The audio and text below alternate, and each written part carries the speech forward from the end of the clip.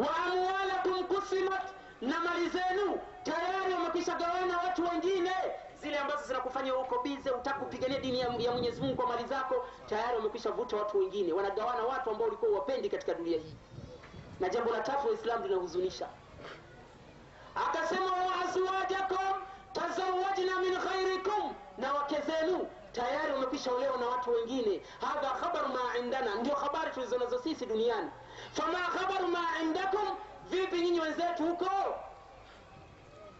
Mke anasikitisha shekhe, tena mke wa shekhe anakwenda kuolewa na mlevi. Ukitaka kujua mke anasikitisha, wewe unaweza ukawa na gari ya milioni 20, milioni 50, ukamwazima mtu akaja amevunja saiti mila, lakini mkeo umemuoa kwa mali ya shilingi 1500, ukamkuta na mtu uchochoroni, mtauana naye. Kweli sio kweli Uislamu? Kuna bwana mmoja alikuwa anajitangaza kwamba yeye ni nabii. Angalieni mume mke anavyouma. Yakenda yale mambo mpaka kwa mfalme. Yalipofika kwa mfalme, yule mfalme akasema huyu bwana akamatwe mara moja, anatangaza kwamba yeye ni mtume, akamatwe haraka. Yule bwana akakamatwa akapelekwa kwa mfalme. Mfalme alipofika akamwambia nasikia unatangaza kwamba ni nabii wa Mungu. Yule bwana akasema naam, mimi ni mtume wa Mungu. Mfalme kakaa na mabodyguard wake pale. Akamwambia unayo dalili yoyote kwamba tukuamini kama wewe ni mtume? Akasema naam, mimi bana dalili yangu na miujiza yangu, mwanamke yeyote mwenye matatizo ya uzazi nikimuingilia mimi anazaa. Mfalme akasema huyu kweli kidume huyu. Sasa wale mabodyguard, kwa yule mwanamke mke wa mfalme alikuwa na matatizo ya uzazi. Wale mabodyguard wakamwambia sasa unasemaje mfalme, mpe mke wako. Yule bwana mfalme akasema mimi nimeshamwamini kama ni mtume, nenda bwana. Mke anasikitisha shekhi.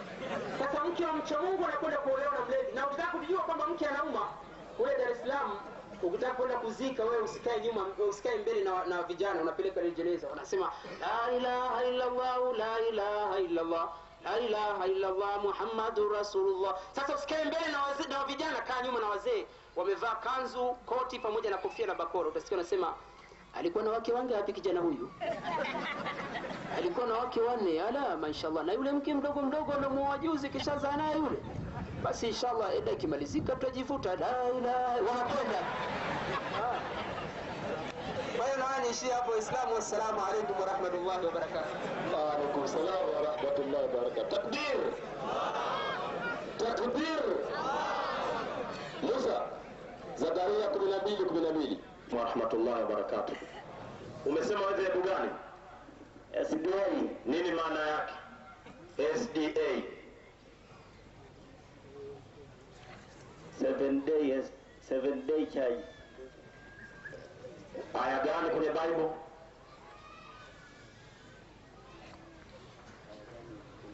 Saba 24 Mathayo. 7:24 Mathayo. 7:24 Mathayo, kwa wale wanaoandika inasema hakuna mtu awezaye kutumikia mabwana wawili. Kwa maana atamchukia huyu Wewe haya tu. Wewe usomi hiyo bwana. Wewe unasoma 6:24 hiyo, sawa? Nimekwambia 7:24. Biblia ina mawenge sana. Ina mawenge wapi? Tutakuhamisha hapo. Basi kila asikiaye hayo maneno yangu na kuyafanya, ndio atafananishwa na mtu mwenye akili. Mpe wewe bwana. Maneno ya nani hayo? Maneno ya Yesu. Anasema ukisikia maneno yake ukafanya, unakuwaje? Mwenye akili. Ukisikia maneno yake ukaacha kufanya, unakuwaje? Kwa mtu ambaye ana akili. Wewe SDA umesikia kwa nani? Hapa tuongelee dini. Nilikuuliza wewe. Nilikuuliza wewe dini gani, ulisemaje? SDA. Ina maana ni dini. Sasa swali niliyokuja nalo hapa sijauliza. Kwanza kabla ya swali. Mimi najua ulichokuja kuuliza. Kwanza kabla ya swali. Ndio. Tunataka tuangalie dini unayo. Kwanza kwa sababu inawezekana dini ukawa huna, ukamjadili mtu mwenye dini ikawa na matatizo. Yaani tunamjadili mtu mwenye dini ya Uislamu Yesu, wewe dini huna. Yaani wewe unasema Muislamu mwenzetu kafa, wakati sisi ndio tutaka tukwambie wewe kwamba bana sisi tunakupa taarifa MSDA, Yesu Muislamu mwenzetu kafa. Sasa wewe sio dini yake unatupa taarifa. Wewe habari hizi umepata wapi? Kwenye Biblia ndio imeandika Kwamba Yesu kwa kuwa nyinyi mnabisha kwamba hakufa, lakini yeye mwenyewe mbona aliwaonyesha alama za mikono? akasemaje? Akasema mtie. Akasema ni mimi. Andiko lipo au turudia Amerudia haya. Hilo alisema kasulubiwa. Yohana 20 kuanzia 19 mpaka 20. Soma pale anaposema mtieni vidole, mniguse. Basi baada ya siku 8 wanafunzi wake walikuwamo ndani tena na Tomaso pamoja nao. Akaja Yesu na milango imefungwa, akasimama katikati akasema, amani iwe kwenu. Kisha akamwambia Tomaso, lete hapa kidole chako, uitazame mikono yangu, ulete na mkono wako uutie ubavuni mwangu, wala usiwe asiyeamini bali aaminie. Sawa. Sasa kwa kuwa alikuwa anatia mashaka, kaambiwa lete mkono utie ili uhakikishe. atie wapi? Kwenye alama za mikono alimosulubiwa Na ubavuni mwake. Sawa. Yesu alipigwa misumari ubavuni. alichoma mkuki Wapi? pale msalabani. Ndio maneno naamini hayo. Ndio Biblia hivi. Marko 12:16. 16:12. 16:12 Marko. 16:12 Marko inasema Yesu kafa. Memuua wewe. 16:12. Sikiliza hiyo. baada ya hayo akawatokea watu wawili miongoni mwao.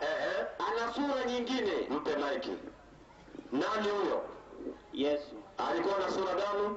Nyingine. Ya kwake ilikuwa wapi? Siwezi kuelewa. Huwezi kuelewa. Huwezi kuelewa Huwezi. Yaani Yesu amewatokea wanafunzi, ana sura nyingine. Yaani wewe uwe Yesu, alafu watokee wanafunzi, unakuwa na sura nyingine. Unakuwa ni wewe au mwingine? Sasa hapo kwa kuwa labda yeye kwa kuwa alikuwa ni mjumbe wa Mwenyezi Mungu, alijibadilisha kwa uwezo wa Roho Mtakatifu. Very good. Kwa nini alijibadilisha? Unajua pale alipojibadilisha baada ya kufufuka. Sasa wale watu waliokuwa akikutana nao wanasema ndio maana akajibadilisha ili wasimjue. Ili wasimjue.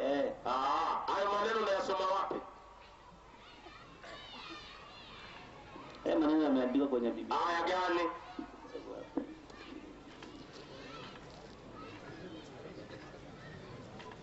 Wakorintho wa kwanza 15:44.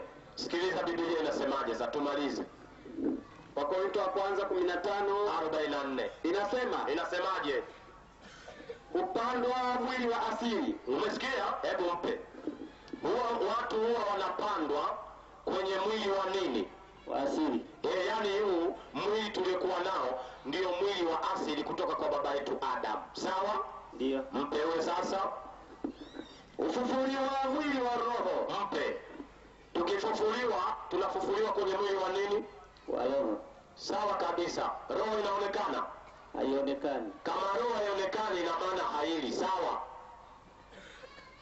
Ndio.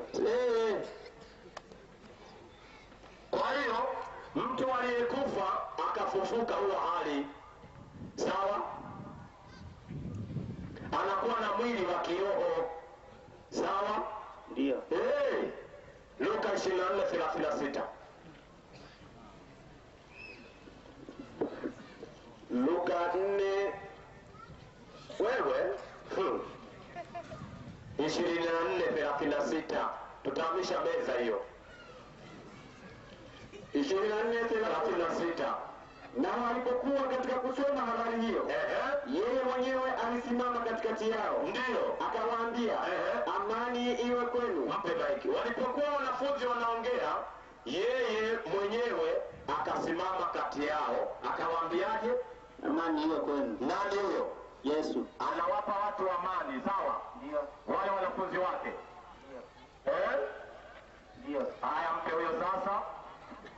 Wakashtuka, wakaogopa sana, wakidhani ya kwamba wanaona roho. Mpe. Wale walishtuka wakadhani wanaona nini? Wanaona roho. Roho ambayo haifanyi nini? Haionekani. Haionekani. Mpe sasa huyo. Akawaambia, mbona mnafadhaika? Na kwa nini mnaona shaka mioyoni mwenu? Sawa. Tazameni mikono yangu na miguu yangu, ya kuwa ni mimi mwenyewe. Mpe. Anawaambia tazameni mikono yangu na miguu yangu. Ni nani yeye? Ni Yesu. Ni Yesu mwenyewe. Mpe sasa huyo. Nishikeni muone. Mpe. Anawaambiaje? Wamshikashike. Wafanyeje? Ili wamuone. Wamuone nani? Yesu. Wasije wakajiwa ni nini? Ni mwingine. Ni nini? Ni roho. Mpe sasa huyo. Kwa kuwa roho haina mwili. Mpe. Kwa kuwa roho haina nini? Haina mwili. Unaweza kula bila roho, bila mwili? Haiwezekani. Haiwezekani. Mpe sasa huyo. Na mifupa kama mnavyoniona mimi kuwa nayo. Unaona yeye ana nini? Ana mifupa Na nini? na nyama Na mwili. Sawa. Ndio. Pamoja na nini? na roho. Mpe sasa huyo. Na baada ya kusema hayo, aliwaonyesha mikono yake Ndio. na miguu yake. Sawa. Basi walipokuwa hawajaamini Ndio. kwa furaha, Sawa. huku wakistaajabu, aliwaambia, Ndio. mna chakula chochote hapa? Mpe. Anawauliza nini? Anauliza chakula. Kwa kuwa yeye ana nini hapo? Anayeuliza chakula ana nini? Ana roho na mwili. Ndio. Alafu anasikia nini? Anasikia njaa. Mpe sasa huyo. Wakampa kipande cha samaki wa kuokwa. Akakitwaa. Akala mbele yao. Mpe. Akala nini? Akala samaki. Kuonyesha kwamba yeye hakufanyeje? Akufa. Kwa sababu anayekufa akifufuka huwa hali nini? Chakula.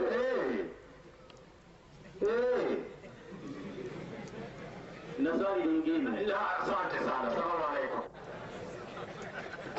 Kwa kuwa mnasema kwamba Yesu ni Muislamu, sasa nataka unithibitishie kwenye Biblia kama Yesu alisali kama mnavyosali Waislamu. Sasa ndugu yangu, Naam. hilo swali ni zuri kabisa. Swali la kwanza umeelewa kabisa. Swali la kwanza nimeelewa na nimeamini. Umeamini kwamba hakufanyaje? Akufa. Hakufa. Ndio.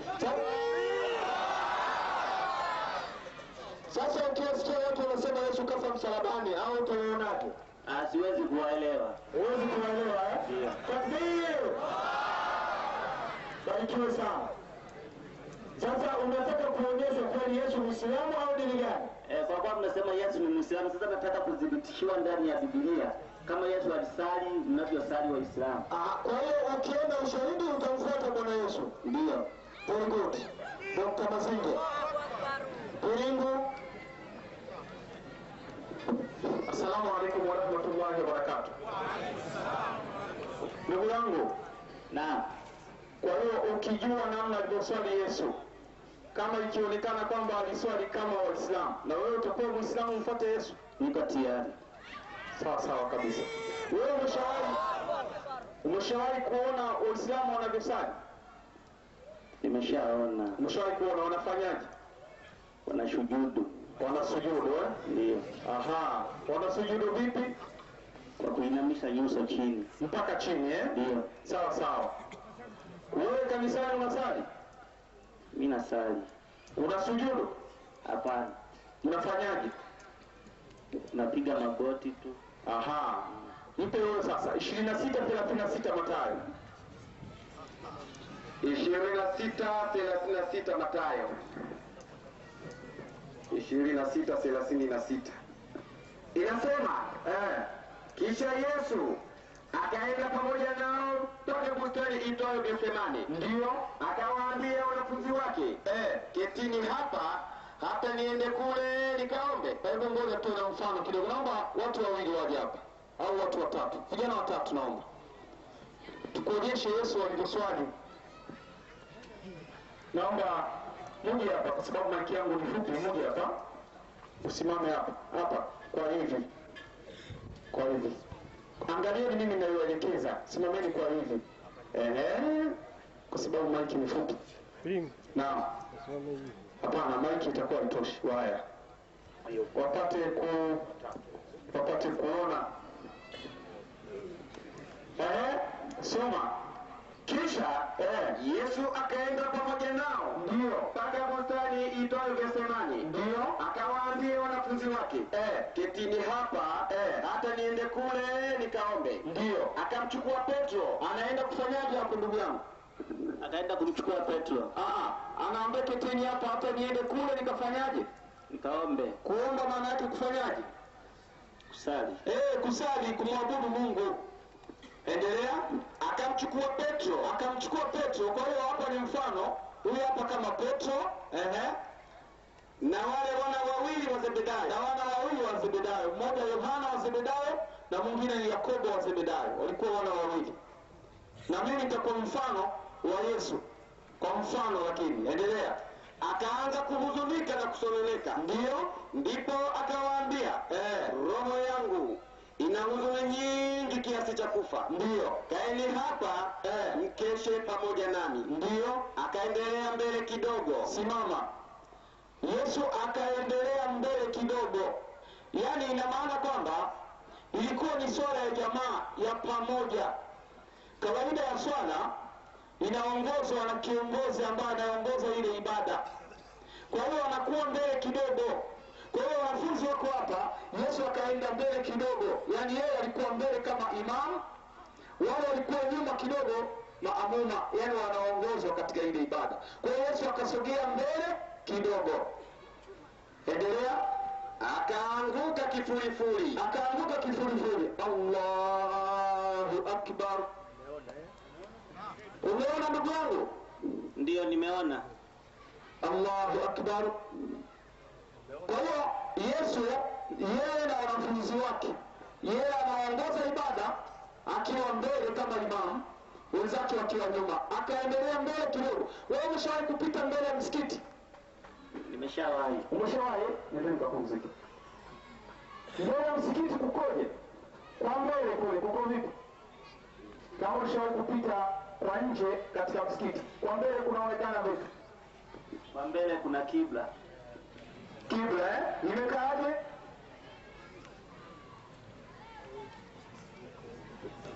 Inaonekanaje? Yaani katika ile nyumba kwa mbele kunaonekana vipi ukiwa nje? Inaonekana kwa mbele kuna urefu kidogo. Kwa hiyo kuna kitu kametokeza kidogo. Ndio. Unajua kazi yake?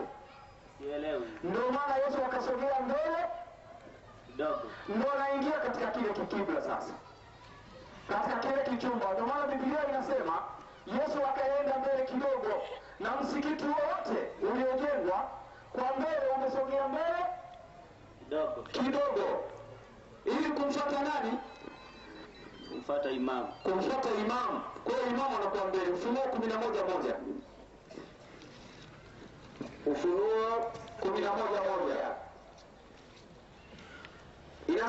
Inasemaje? Nikapewa mwanzi kama fimbo. Ndio. Na mmoja akaniambia, inuka ukalipime hekalu la Mungu. Ndio. Na madhabahu na hao wasujuduo humo.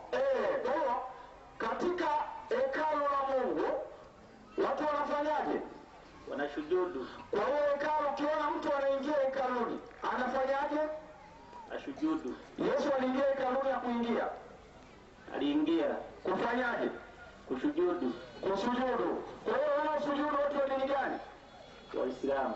Kwa hiyo kwa kuwa Yesu naye alisujudu, atakuwa dini gani? Atakuwa Muislamu. Unasemaje ndugu yangu? Wewe Muislamu mfuate Yesu na wewe usujudu. Niko tayari. Allahu Akbar, Allahu Akbar, Allahu Akbar.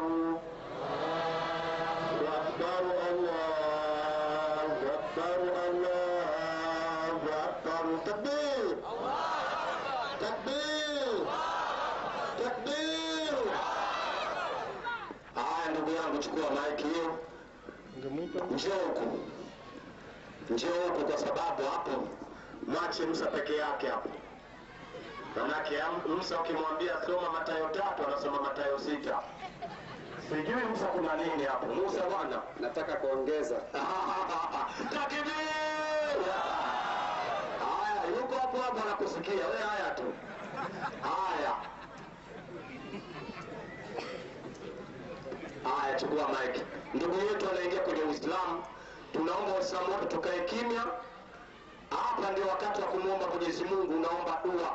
Kwa sababu mtu anaposilimu mbingu zinakuwa wazi na watu wanayeomba wanasamehewa. Ndio maana ikaja aya moja Mwenyezi Mungu anasema idha jaa nasrullahi wal fath wa ra'aita an-nasa yadkhuluna fi dinillahi afwajan fasabbih bihamdi rabbika wastaghfirhu innahu kana tawwaba.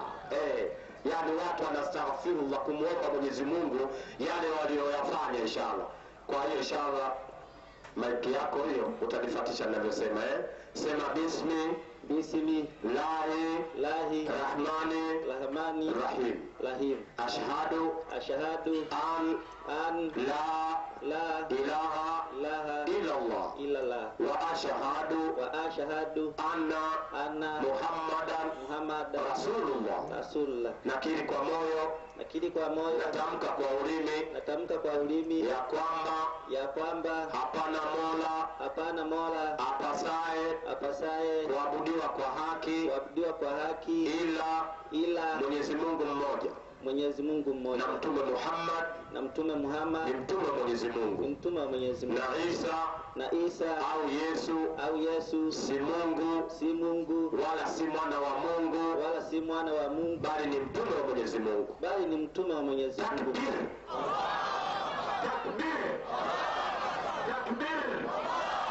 Takbir! Inshallah. Ndugu yangu ulikuwa unaitwa nani jina lako? Nilikuwa naitwa Filipo. Filipo nani? Filipo Martin. Sasa unachagua jina gani katika Uislamu? Nachagua jina la Abdalla. Takbir!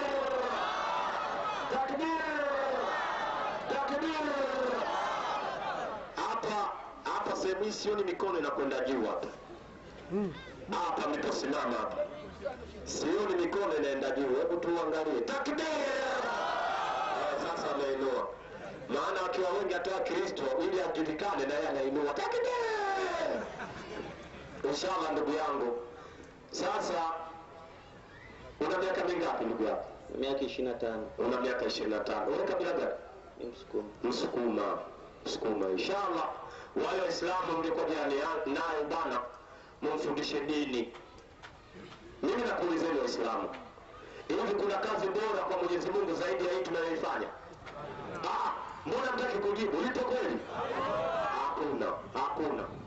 Kazi aliyofanya mtume hii na sisi ndio tunaifanya inshallah. Kwa hiyo inshallah kaa kwa mwenyekiti, chukua pati kwa, naona kuna mtu mwingine kule.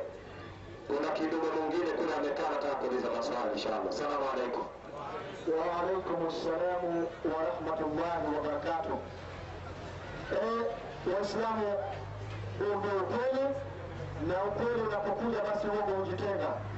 Tuwe watulivu, tumsabihi Allah na kuomba istighfar. Ndugu yetu, jina lako unaitwa nani ndugu yetu? Mimi naitwa Mr. Gedi Omeruta. Dini yako Kristo.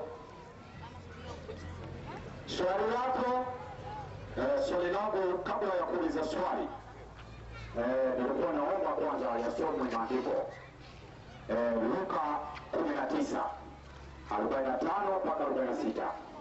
Kabla hujasoma, na hayo maandiko ndio unategemea ujengee hoja zako au ni maandiko ili watu wapate ukweli?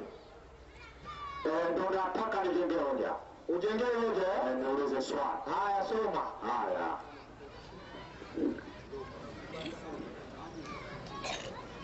Luka 19:45 mpaka 46. Inasemaje?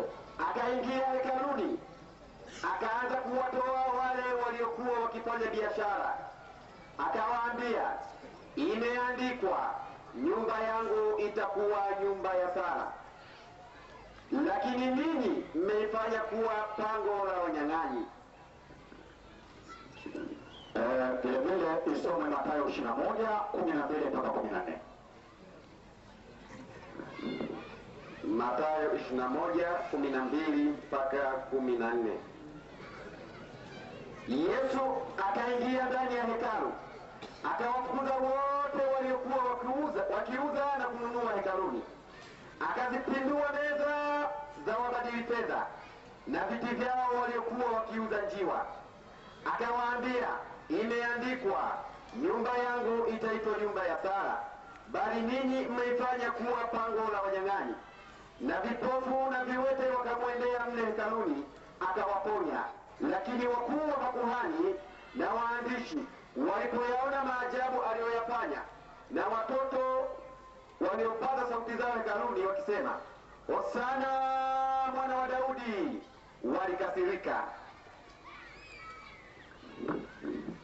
Mheshimiwa, mimi hoja yangu, swali langu sasa, mnasemaje? Swali langu, inaonekana kwamba Yesu aliingia msikitini, na katika kutafuta msikiti tuliona ni kwamba ni masinagogi kwa mujibu wa Wayahudi. Sasa msikiti, inaonekana kwenye msikiti huo ambao ulikuwa ni sinagogi, Yesu aliingia kufundisha, hakuingia kuswali. Yesu aliita nyumba ya sala kuwa itaitwa hekalu, wala si msikiti. Kule ni madrasa, alikwenda kufundisha kwenye sinagogi. Kule kwenye hekalu ndiko aliita kwamba itakuwa ndio nyumba ya sala. Sasa wasiwasi wangu ni kwamba madrasa inakuwa ni nyumba ya sala, alafu nyumba ya sala sina jibu, sijui ni kanisa au ni nini. Naomba jibu. Sasa ndugu yangu, mimi kabla sijamsimamisha muhadhiri hapa, hebu mpe maiki Musa. Okay. Hebu sema Mathayo 11:29, alafu nakuuliza ndugu yangu.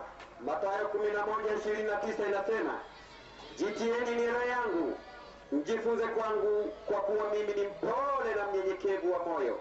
Hebu mpe maiki. Yesu anasema tujifunze kwa nani? Wake. Umeshamuona mchungaji wa buruda au askofu anakwenda kufundisha msikitini?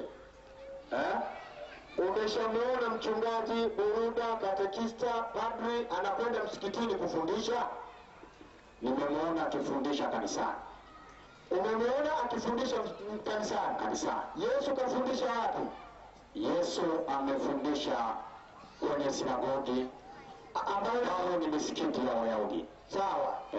Kama huyu umemuona anafundisha kanisani na Yesu kafundisha msikitini, anayemfuata Yesu ni nani kati ya Waislamu na Wakristo? Narudia tena. Umesema wachungaji, mapadri, maaskofu umewaona wakifundisha kanisani, lakini Waislamu wanafundisha misikitini, na Yesu alikuwa akifundisha misikitini. Sawa? Naam. Sawa. Sasa swali linakuja, kati ya mapadri, maaskofu, makatekista, wachungaji na Waislamu, ni wepi wanamfuata Bwana Yesu? Mimi naona wote kama hawamfuati Bwana Yesu, kwa sababu kama wangetumia zile nyumba jinsi Yesu alivyozitumia. Sawa. Hebu Dr. Mazingi msaidie ndugu yetu.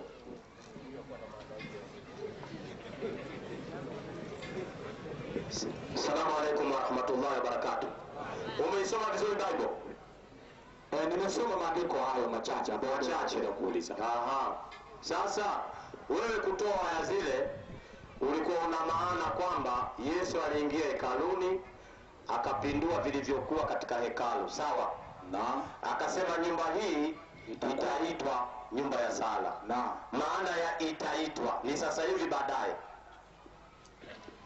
itaitwa nyumba ya sala. Kwa wakati ule ilikuwa baadaye. Kwa hiyo ilikuwa baadaye. Na alipindua nini? Maviti ya wafanya biashara. Kati ya msikitini na kanisani. Kwenye viti wapi? Viti viko kanisani. Kwa hiyo alikuwa anapindua ili ile nyumba iitwe nyumba ya nini? Ya sala. Kwa sababu hiyo haina nini? Sio maana yake. Haya, mpe arudie haya. Sio maana yake. Mpe arudie hiyo haya. Mpe arudie hiyo.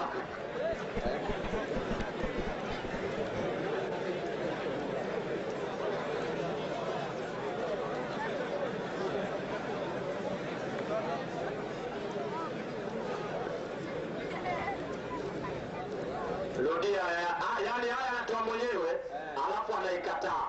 Mimi nakushangaa ndugu yangu, ndio maana nikuuliza umeisoma vizuri? Haya iko vizuri kabisa, sema wewe umeshindwa kuielewa. Jamani, mimi nataka nikuulizeni, mtu akiwa na TV akiipindua ile TV anaitaka? Hana haja nayo. Hana haja nayo.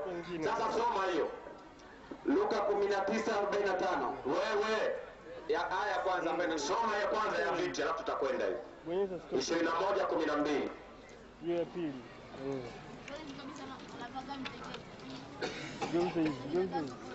Yesu akaingia ndani ya hekalu. Mpe huyo. Inasema Yesu akaingia katika nini? Ndani ya hekalu. Ndani ya hekalu. Naam. Sio kanisa. Sio kanisa. Sawa? Sawa sawa. Nataka tukubaliane hivi, nikikuuliza Sawa. usije ukatoa jibu la kukataa. Uwe na kumbukumbu kwamba nilikataa mwanzo. Haya. Mpe sasa huyo. Akawafukuza wote waliokuwa wakiuza na kununua hekaluni. Mpe. Zimeisha. Akawafukuza wale walikuwa wakiuza na kufanyeje? Na kununua. Katika nini? Hekalu. Sawa kabisa. Mpe huyo sasa.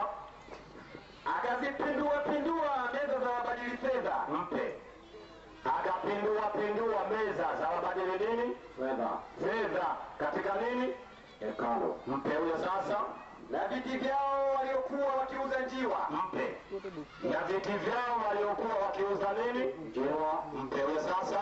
Akawaambia. Mpe. Akafanyaje? Akawaambia. Anawaambia kila nani? Wale waliokuwa wakifanya biashara hekaluni. Sawa, mpe sasa. Imeandikwa, nyumba yangu itaitwa nyumba ya sala, bali ninyi mmeifanya kuwa pango la wanyang'anyi. Mpe. Anasema imeandikwa kwamba nyumba yangu itaitwa nyumba ya nini? Nyumba ya sala. Ninyi kwa kuwa mnaweka hivi vitu mmefanya pango la nini? Sio maana yake. Hebu rudia. Yaani umeziba masikio sasa hivi? Nataka unielewe vizuri. Ngoja asome. Mwalimu, ngoja asome andiko. Bali ninyi mmeifanya kuwa pango la wanyang'anyi. Mpe. Anasemaje? Wao wameifanya kuwa pango la wanyang'anyi. Nini walichofanya pango la wanyang'anyi? Nyumba ya sala Ambayo inaitwaje? Hekalu. Kwa sababu hiyo walikuwa wanafanya nini ndani ya hekalu? wanafanya biashara Wanauza na kununua na wanabadili nini? Fedha. Akasema mnafanya kuwa pango la nini? la wanyang'anyi. Kwa hiyo ukiona nyumba ina meza na viti, sio nyumba ya sala, bali ni pango la nini? Hata sio. Rudia andiko. Sasa Ngoja arudie. Rudia tena. bali ninyi mmeifanya kuwa pango la wanyang'anyi. Mpe maiki. Alipoingia ndani ya hekalu, alipindua nini? Alipindua meza, viti. Subiri. Kanisani meza na viti vimo havimo? Vimo. Na mpe sasa huyo. So unaendelea. Bali ninyi mmeifanya kuwa pango la wanyang'anyi na vipofu na viwete wakamwendea mle hekaluni. Mpe. Kwa hiyo mle ndani mlikuwa na meza na viti. Yesu akavipindua, akasema nyumba yangu itaitwa nyumba ya nini? Ya sala. Lakini nyinyi mmefanya kuwa pango la nini? La wanyang'anyi. Kwa kuwa ndani kuna nini? Kuna viti, meza za wafanyabiashara. Watu wanafanya Sawa. Kwa hiyo ukiona nyumba ya Mungu ndani ina viti na meza, kwa mujibu wa Yesu ni nyumba ya nini? hapo jibu la kwangu litakuwa gumu. Haya, tunaendelea sasa. Mpewe sasa. Mimi najua umejibu kihekima. Yaani hayo ndio majibu hayo. Hayo ndio majibu haswa. Sasa unajua kila kitu kimoja. Kwa nini Yesu alitoa meza na viti? Kwa sababu nyumba ya Mungu lazima watu wasujudu. Sasa vikiwemo viti na meza, paja la uso haliwezi kwenda chini, kwa sababu Yesu alikuwa anaogopa kufanya ibada ya kukaa. Unaanza kuadhibiwa hapa duniani, ina maana lazima usujudu chini ili upate alama kwenye paji la nyuso. Ndio maana akatoa meza na viti. Sasa wewe unayekaa kwenye viti upeleke paja la uso chini, siku ya kiyama una hasara. Unataka nikuonyeshe? Mpe mic. Unataka nikuonyeshe? Nionyeshe. 9:1 Ufunuo.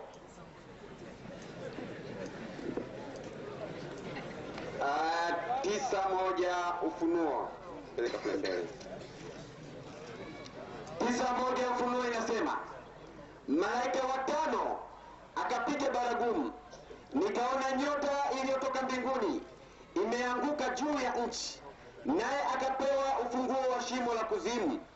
Akalifungua shimo la kuzimu. Sawa. Moshi ukapanda kutoka mle shimoni kama moshi wa tanuru kubwa.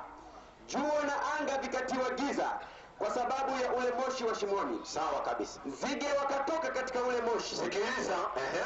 Nzige wakatoka katika ule moshi. Ndiyo. Wakaenda juu ya nchi. Ndiyo. Wakapewa nguvu kama nguvu walionayo nge wa nchi. Unaona, nzige watatoka siku ya kiyama, halafu watapewa nguvu kama ya nge waliokuwa katika nchi. Wakaambiwa wasiyadhuru majani ya nchi. Mpe. Hao wadudu wanaambiwa wasidhuru majani ya nini? Ya nchi. Mpe huyo. Wala kitu chochote kilicho kibichi. Mpe. Wala nini? Kitu chochote kilicho kibichi. Mpe. Wala mti wowote ila wale watu wasio na muhuri ya Mungu katika vipaji vya nyuso zao. Mpe. Wanaambiwa nge yao waume watu wasiyekuwa na nini? Na vipaji vya nini? katika nyuso zao. Ndio maana Waislamu wanasujudu, na Waislamu wengi ukiwaangalia utakuta wana alama, kwa sababu siku ya kiyama nge watakuja, wakimuona wanamwacha, wanajua huyu alikuwa anafanya ibada. Wale ambao hawana watawagonga. Sasa sikiliza, maradhi yao itakuwaje? Mpe amalize. Wakapewa amri kwamba wasiwaue, bali wateswe miezi 5, na maumivu yao yalikuwa kama kuumwa na nge. Ndiyo. Au mapo mwanadamu. Ndiyo. Na siku zile, sikiliza, na siku zile wanadamu watatafuta mauti, wala hawataiona kamwe. Nao watatamani kufa, lakini mauti itawakimbia. Mpe. Kwa uchungu ule utatamani kufa, lakini mauti haitokufa. Ukitaka ufe, mauti inakukimbia. Kwa hiyo Wakristo wote wanaeswali kwa kukaa, wakawa hawana hiyo alama, wana hatari siku ya kiyama. Ukiwa wewe wa kwanza unaniangalia. Sasa walimu, nafikiri hapa ni kwamba unafundisha. Ndiyo. Sasa kama unafundisha, bado wasiwasi wangu ulimleta hapa. Ndiyo. Utanitosheleza. Ndiyo. Upi? Kwa sababu huku ulikonipeleka, ndiyo swali ulimleta hapa ni vitu viwili tofauti. Huku mimi sina shaka nako, ngoja, wala adhabu za Mwenyezi Mungu watu gani nazo. Hawa wote wameshanielewa. Nilikuwa na maana gani? Kwa nini Yesu alitoa viti na meza? Sasa nafikiri akasema hii nyumba itaitwa nyumba ya Mungu, kwa sababu watakaoingia katika ile nyumba, vikiwemo viti na meza, hawatasujudu ili wapate hiyo alama. Ndio maana yangu. Kwa hiyo nina maana kwamba hekalu ndio nyumba ya Mungu. Sawa sawa. Kama unavyosema kwamba ndio maana yake. Ndio maana yake. Sikatai. Sasa je, mimi nikisema maana yangu mimi, uko tayari kunisikiliza? Niko tayari. Sasa mimi nasema wale watu walitumia meza zile kufanyia biashara. Ndio. Watu waliweza kutumia vitu vile kukalia wanafanya biashara. Sawa? Watu wangelitumia vitu vile na meza zile kuendeshea ibada. Ndio. Nafikiri visingemuuzi Bwana Yesu. Sasa mpe 7:15 Mathayo. Msikilize Yesu anasemaje. Yaani hayo maoni unaitoa wewe, maoni hayo Yesu kakusikia, jibu lako hilo hapo. Hayo maoni tusikilize kama nayakubali kwamba viti vile vingefanywa ibada. Yaani Mungu ana kiti chake cha enzi na wewe unakaa kwenye kiti, nani atakuwa mkubwa? Si unamdharau hawa? Soma Mathayo 15:7 inasema. Inasemaje? Enyi wanafiki, Mpe huyo. Andiko linasemaje? Wanafiki hao. Anaendelea sasa. Ni vema alivyotabiri Isaya kwa habari zenu akisema. Anasema nini? Watu hawa uniheshimu kwa midomo Moja, ila mioyo yao iko mbali nami. sawa kabisa. Nao waniabudu bure wakifundisha mafundisho yaliyo maagizo ya wanadamu. Mpe. Umesikia? Maagizo ya wanadamu ndio yanawafanya nyinyi mkae kwenye kiti, na Yesu anasema yoyote anayekaa kwenye kiti anamwabudu bure. Kwa hiyo wote mmekwenda na maji. Ina maana wewe hujaswali toka umezaliwa. Hata ukiniangalia ndio hivyo hivyo. Mimi nasali sana. Unaswali Kila Jumapili kanisani. Unaswali Kila Jumapili, kila Jumapili. Yaani wewe kila Jumapili unaswali? Nakwenda Yohana 18:19. Yohana 18:19. Sikiliza hiyo. Wewe unaswali kila Jumapili. Yohana 18:19. Inasemaje? Basi kuhani mkuu akamuuliza Yesu habari za wanafunzi wake na habari za mafundisho yake. Sawa. Yesu akamjibu, mimi nimesema na ulimwengu wazi wazi. Ndiyo. Siku zote nalifundisha katika sinagogi. Mpe. Yesu anasema siku zote alifundisha katika nini? Sinagogi. Ala, wewe unaswali kila nini? Yeye alifundisha. Ndiyo. Mimi nasali kila Jumapili. Na Yesu alifundisha kila siku kwenye sinagogi. Katika nini? Katika msikiti wa Wayahudi. Hebu mpe huyo. Mfungulie nyuma ya Biblia, some mwenyewe. Wewe unaswali Jumapili.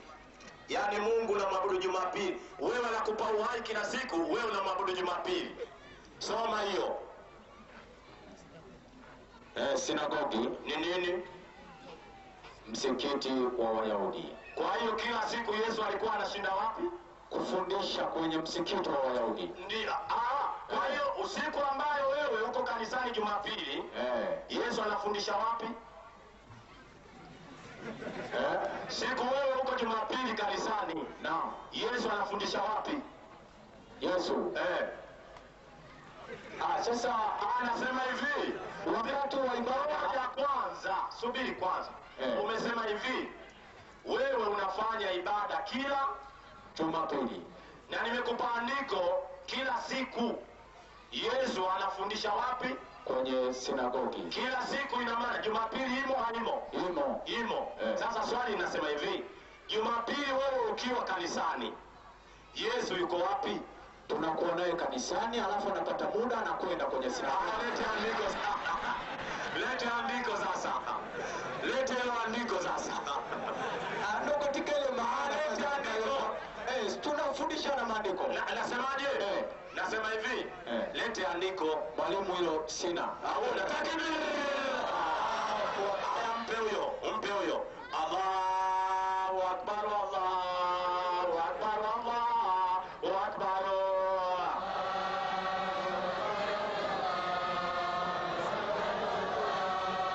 La ilaha illallah, Allahu Akbar.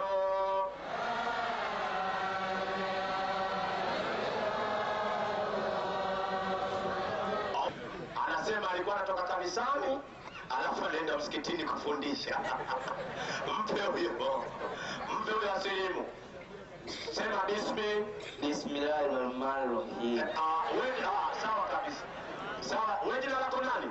Naitwa Prosper Colonel. Sawa kabisa, ana uchungu huyo wa kusilimu.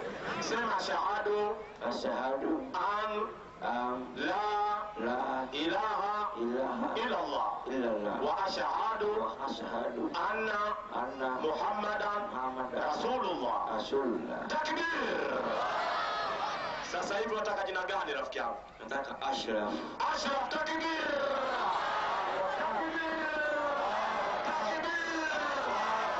Ashraf, ndio. Na nimeona kuna mwingine hapo.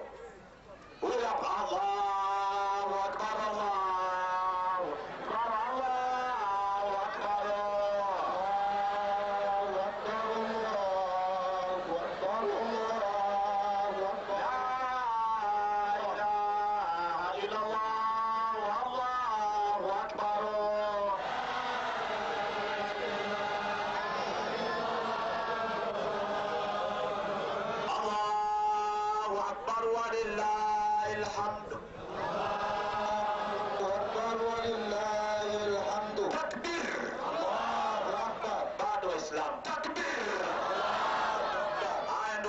usifatishe. Sema bismi. Bismi. Bismi. Bismi. Sema kwa jina la Mwenyezi Mungu. Kwa jina la Mwenyezi Mungu. Mwenye kuneemesha. Mwenye kuneemesha. Niendesha. Kuneemesha. Kuneendesha. Kuneemesha. Kumeenesha. Haya. Sema nakiri kwa moyo. Nakiri kwa moyo. Natamka kwa ulimi. Natamka kwa ulimi. Ya kwamba hapana Mola apasaye kuabudiwa kwa haki ila Mwenyezi Mungu mmoja. Na Mtume Muhammad ni mtume wa Mwenyezi Mungu. Takbir! Haya, ndugu yangu, ulikuwa unaitwa nani jina lako? Yahya. Sawa. Ulikuwa na swali la dhehebu gani? Roman Catholic. Sasa hivi unataka jina gani zuri la Kiislamu? Saidi. Takbir! Haya, inshallah. Chukua majina yao, mpe huyo bwana huyo. Ndugu yangu, naam. Kwa hiyo wewe wakati unaenda Jumapili kanisani, Yesu yuko wapi? Yesu tunakuwa naye wakati wa ibada. Baada ya ibada anaondoka, anakwenda kufundisha kwenye sinagogi ambao ni msikiti.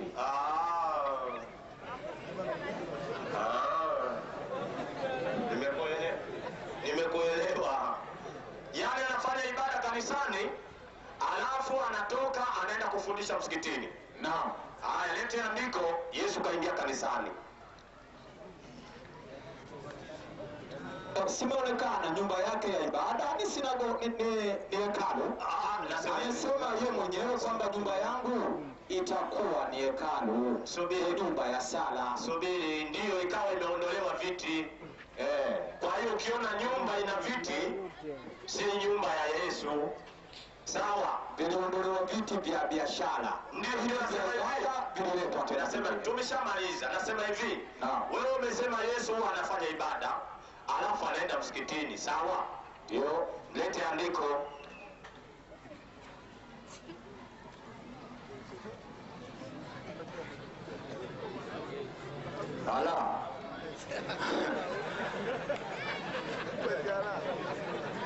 Kutafsiri hekalu kuwa nyumba ya ibada, na baada ya ibada anaondoka. Nasema hivi, swali langu nalielewa. Nimesema hivi, lete andiko kwenye Biblia nalosema Yesu kaingia kanisani, ili ionekane alitoka akaenda wapi? Akaenda kwenye sinagogi. Haya, lete basi, inshallah kesho nitakuja nalo. Sasa sikiliza posho yako hiyo, chukua hizi. Wakorintho wa kwanza 11:17. Posho hiyo uko kanisani ukienda wapelekee leo. Hizo haya si wasifu ya kwamba mnakusanyika kwa faida. Sawa, bali kwa hasara mpe. Yesu anasema watu wanakusanyika si kwa faida, bali kwa nini? Kwa hasara. Mpe huyo. Kwa maana kwanza mkutanikapo kanisani. Mpe. Wapi hapo? Kanisani. Kuna nini? Unaniangalia. Kuna nini? Sitaendelea na andiko. Ndio. Leo Yesu alikuwa anasimama gani? Rudia tena, anza. Yaani unajisaulisha. Unajua wewe ujanja mmoja. Nimeshakugundua. Unajua mimi ni profesa wa mabubu, viziwi, alafu vipofu. Mimi huwa wananielewa. Yaani nina maana kwamba kuna bubu, kuna kiziwi, kuna kipofu. Unataka umwelimishe mama yake kafa, ajue mama yake kafa. Elimu hiyo mimi ninayo. Wewe elimu hiyo wewe una. Sasa rudia hilo andiko. Lakini katika kuagiza haya si wasifu ya kwamba mnakusanyika si kwa faida, bali kwa hasara. Mpe. Watu wanasema wanakusanyika si kwa faida, bali kwa nini? Kwa hasara. Hajataja ni mahali gani, sawa? Naam. Mpe sasa. Kwa maana kwanza mkutanikapo kanisani. Wapi? Ametaja wapi? Kanisani. Kuna nini? Hasara. Takbir. Haya, mpe huyo amalize. Nasikia kuna faraka kwenu. Mpe. Kuna nini? Anasikia kuna faraka. Wapi? Kule kwenye kanisa. Faraka yenyewe kuna mwingine anasema wewe Mroma, wewe hulii, mimi mlokole nalia. Mwingine anasema mimi Msabato, mwingine anasema Mroma. Kuna faraka, mwingine anakula mkate, mwingine anasema mimi sili mkate, mwingine anakula nguruwe, mwingine anasema haramu. Mnafarikiana ninyi kwa ninyi. Mpe huyo sasa amalize. Nani nusu na sadiki? Kwa maana lazima kuwapo na uzushi kwenu. Mpe. Kwenye uzushi wapi?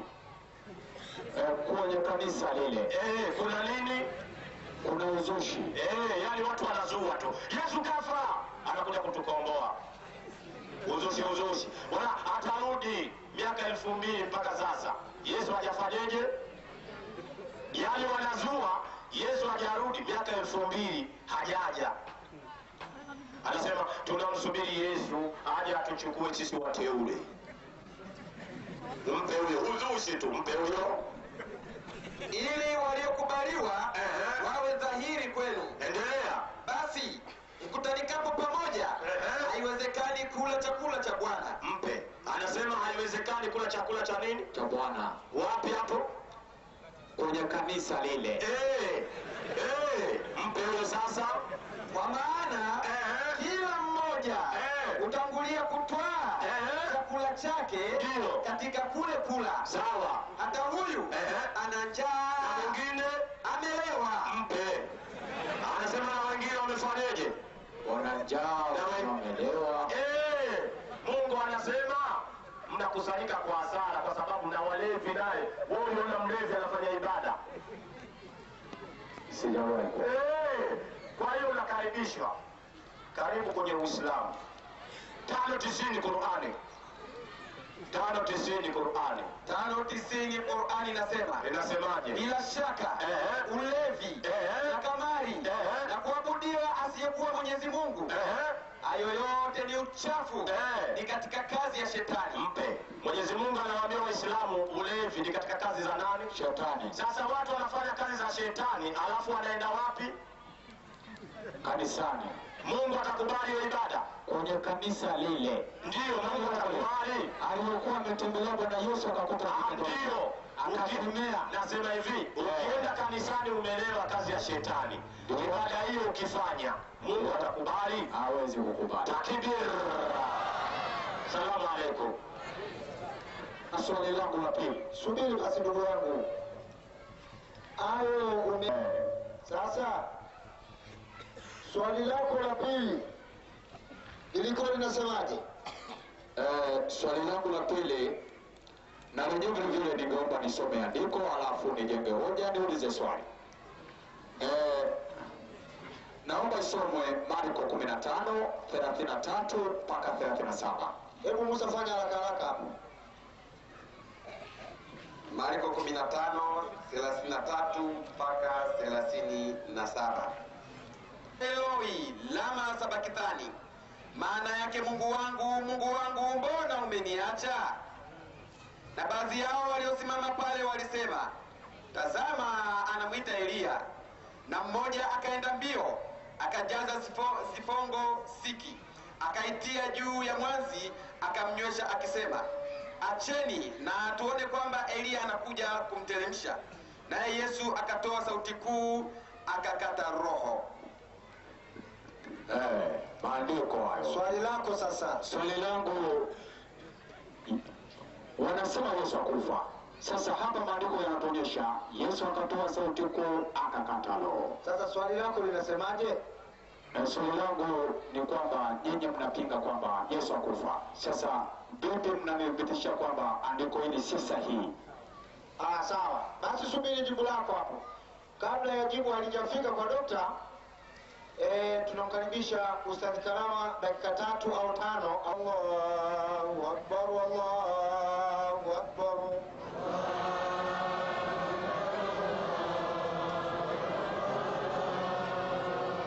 Takbir. Haya, kwanza Waislamu, mimi nimeshagundua kitu kimoja hapa. Mmenifundisha jambo moja na itabidi nilifanyie kazi. Mimi naona aibu sana tunapokuwa katikati, wallahi. Takbir! vindume hao. Unasemaje Musa hapo? Na wote hao wawili inshallah wanasilimu sasa hivi. Na kuulizeni Waislamu, angalieni hiyo generator inatoa nini? Pesa mnachangisha, haijafikia pesa. Nakwambieni kweli kabisa, pesa haijafikia. Sasa kama mnaona labda hawa wanakula hawa, mimi naomba atoke mtu atuletee generator jipya. Wallahi naona aibu sana. Na mwingine huyo takbir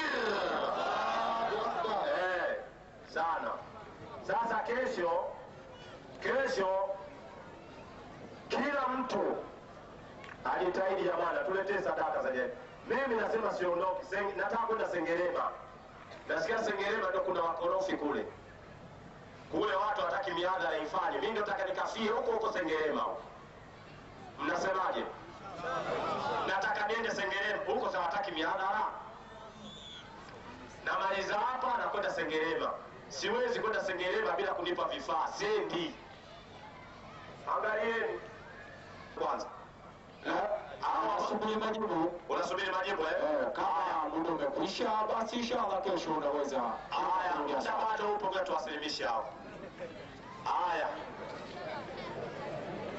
Inshallah wote semeni kwa pamoja na dada yangu hapo. Semeni bismillah rahmani rahim. Ashhadu an la ilaha illa Allah wa ashhadu anna Muhammadan Rasulullah. Takbir. Haya, ndugu yangu, ulikuwa unaitwa nani jina lako? Thomas nani? Thomas Fidelis. Wewe kabila gani rafiki yangu? Mchaga. Shimboni shafi. Maana Uchaga nimeimaliza yote ile. Uwezi ukanidanganya. Unataka jina gani rafiki yangu? Omar. Takbir. Kachukua jina la sahaba wa Mtume Muhammad. Omar. Ndugu yangu, ulikuwa na swali kanisa gani? Roman Catholic. Mpe na huyo sasa mwingine. Ndugu yangu, jina lako nani baba? Masanja. No. Wewe umenimaliza kabisa. Masanja nani? Masanja Longineja. Longineja Msukuma huyo. Msukuma Msukuma wa wapi rafiki yangu? Wangutu. Wewe angalieni neema hizo Waislamu. Nyinyi acheni tu kununua vifaa. Acheni tu. Lakini kwa uwezo wa Allah tutapata, tuseme inshallah. Ndio. Ndugu yangu, nataka jina gani wewe? Musa. Takbir. Musa, tafsiri ya Musa ni kiwembe. Kukata makafiri. Musa tafsiri yake ni kiwembe. Ulikuwa na swali kanisa gani rafiki yangu? Roman Catholic. Sawa bana, karibu katika Uislamu. Haya, mpe dada yangu tumpe jina. Dada, ulikuwa unaitwa nani? Esther Edward. Kabila gani dada? Msukuma. Wa wapi dada? Wa Misungwi. Sasa unataka jina gani dada yangu? Sumaya. Takbir. Ulikuwa unashiriki dhehebu gani? Roman Catholic. Tunawaaga Roman. Hebu Waislamu fanyeni hivi. Kwa heri. Takbir. Mama amekusaidia, yani unaaga, umeachana na ukafiri kabisa. Inshallah.